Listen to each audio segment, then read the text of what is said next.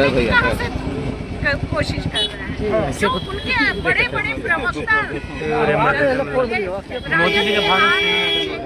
पढ़ पढ़ के, वो भी इसलिए पढ़ पाए हैं कि जदयू की सरकार थी और वो महिलाएं जा पाई तक पढ़ने के लिए, वरना वो भी घर में चूल्हा चौकी करते रहती और हम लोग भी घर में चूल्हा चौकी करते रहते। एक समय था कि मैं स्वयं नियति मान के 4 साल तक घर में हाउसवाइफ की तरह रही, लेकिन नीतीश जी के सरकार आने के बाद बदलाव आया जिंदगी में और फिर लगा कि नहीं, अब हम सुरक्षित हैं, अब हम बाहर निकल सकते हैं और कार्य कर सकते हैं। क्या करती हैं आप?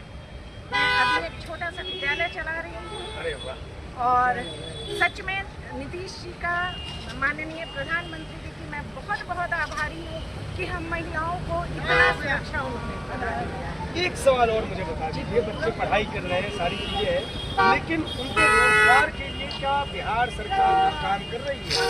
कुछ साधन जनरेट किए जा रहे हैं? देखिए, रोजगार गड़बड़ाया कहाँ से, पहले इस मूल को खोजिए। हाँ।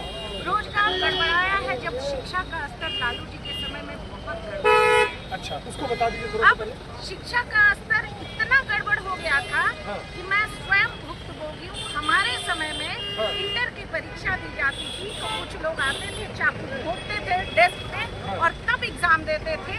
वैसे लोग अगर आज रोजगार ढूंढेंगे और कहेंगे ये 45 साल के हो गए, 40 साल के हो गए, हम बेरोजगार हैं, तो डिग्री से नहीं मिलती।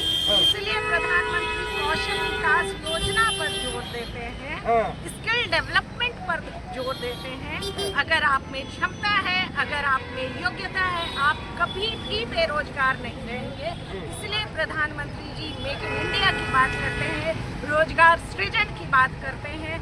आप देख लीजिए, कोई भी अगर शिक्षित व्यक्ति जो शिक्षा का सही महत्व जानता है, जिसने शिक्षा सही मायने में कर चुकी है, जो सिर्फ पढ़ा ना हो, जो सिर्फ डिग्री ना लिया हो, बल्कि उससे सीखा हो, वो आज बेरोजगार नहीं है। तो मैं कह सकती हूँ कि आने वाले समय में जिस तरह से प्रधानमंत्री जी ने PM श्री विद्यालयों को चलाकर शिक्षा के स्तर में सुधार किया है, तो निश्चित ही कह सकती हूँ कि आने वाले समय में रोजगार के नए अवसर बनेंगे और निश्चित ही